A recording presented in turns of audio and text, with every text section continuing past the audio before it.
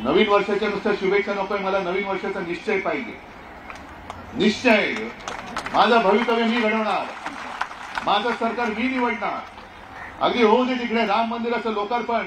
राम मंदिर ही कोणाच्या पक्षाची खासगी प्रॉपर्टी नाहीये, ती आपल्या सगळ्यांची आहे. त्या विषयावर मी आता आपल्यासमोर बोलणार नाही, बोलण्यासारखं खूप आहे. पण मला आता इथे राजकारण आणायचं नाही किंवा धर्मकारण आणायचं नाहीये. पण तुमची सेवा करून घेऊन सुद्धा अगदी तुम्हाला लक्षात असेल, तेव्हा आम्ही युतीमध्ये होतो, देवेंद्र फडणवीस मुख्यमंत्री होते आणि तुम्हाला ते मेस्मा ना काय कोणत्या नावानं होतं काय, आणि मी सांगितलं तर याद राखा, एका जरी माझ्या भगिनीला केसाला धक्का लागला तरी मी सरकार पाडून टाकेल.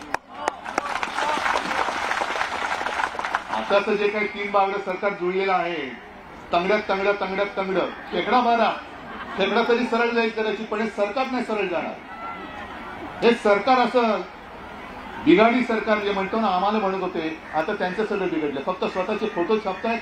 मध्ये तर मी ऐकलं की देशभर रेल्वे स्टेशनवरती सेल्फी पॉइंट तयार केले. कोणाबरोबर फोटो? मोदी बरोबर. कोणाबरोबर? अरे बोला ना तुम्ही. मोदींबरोबर फोटो.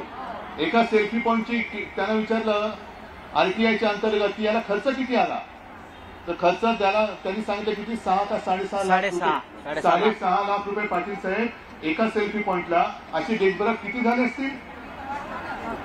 आणि सेल्फी काढून काय मिळणार तुम्हाला? म्हणजे त्या तिथे जे काही चोचले पुरवले जातात सरकारचे जाहिरातीचे, हे माझ्या इथल्या माझ्या कार्यकर्त्या ज्या महिला आहेत, ज्या देशसेविका आहेत, जनसेविका आहेत, त्यांना त्यांच्या हक्काचं का देत नाही?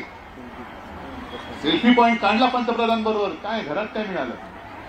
रामलल्लाचं दर्शन जरूर, मी सुद्धा जाणार आहे राम मंदिरामध्ये, पण ते कोणाच्या आमंत्रणाची मला गरज नाहीये. जसं मी पूर्वी गेलो होतो तसं जेव्हा माझ्या मनात येईल त्यावेळेला मी राम मंदिरात जाईन. पण दर्शन घेतल्यानंतर पुन्हा प्रश्न हाच येतो की माझ्या घरामध्ये गेल्यानंतर मी माझ्या मुलाबाळांना खायला काय देऊ?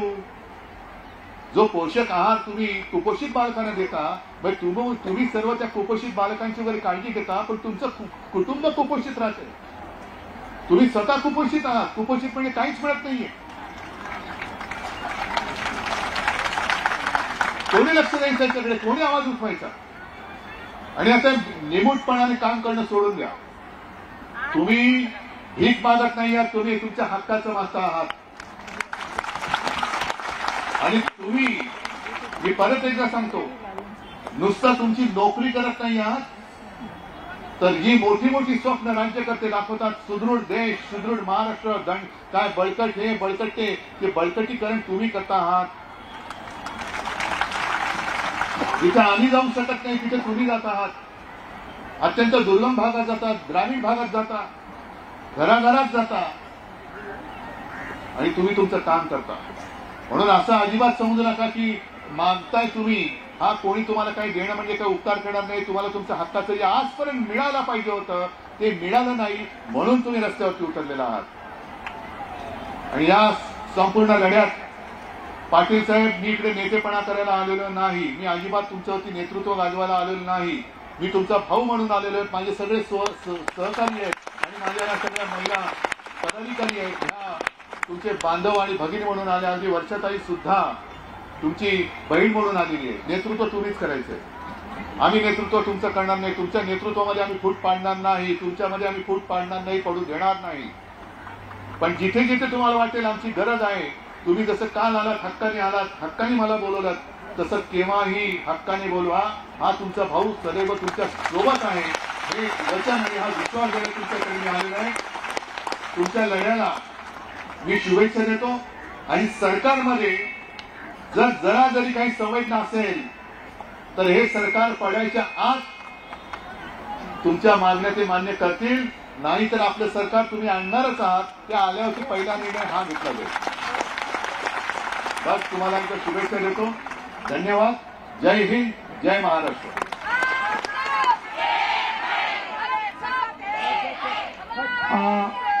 मी सुभाताईला विनंती करतो की त्यांनी आभार व्यक्त करा. हो, आभार कसले म्हणता तुम्ही? तुमचं मनोगत नुसतं आभार नका म्हणू.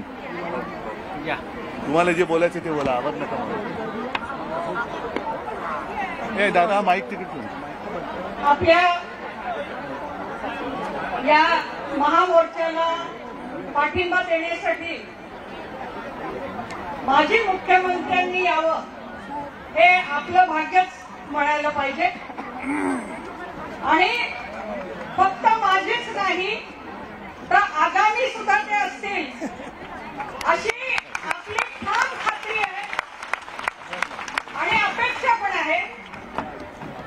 आणि त्यांच्या काळामध्ये आपल्याला जे आपल्या प्रश्नांबद्दलची एक सहानुभूतीने आणि ठीक आहे करोना होता, सगळा पैसा करोनावर जात होता, मानधन फार वाढवणं शक्य नव्हतं, कबूल आपल्याला मान्य आहे. परंतु जे काही मानधन होतं ते वेळेवर देणं हे सुद्धा त्या काळामध्ये फार महत्वाची गोष्ट होती, ती त्यांनी करून दाखवली. आणि एक खोके सरकार आल्यानंतर 4-4 महिने मानधन थकलेलं आहे, 4-4 महिने मानधन झालेलं नाही. आणि लढा करून मानधन मिळवायला घेतली. कधी इयर एंडचंच कारण सांग, कधी काय कारण सांग, कारण सांगून आणि एवढंच नाही, आता प्रश्न त्यांनी असा उभा केलेला आहे की कधी केंद्र सरकारचं तुटपुंज मानधन पाठवतात, कधी राज्य सरकारचं जे वाढीव मानधन आहे ते वेगळं पाठवतात.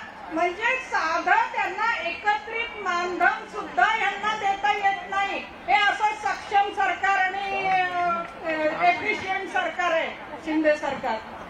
म्हणजे साधं एकत्रित मानधन देण्याची त्यांची लायकी नाहीये. अंगणवाडी सेविका मदतनीसांना मानधन वाढवायचं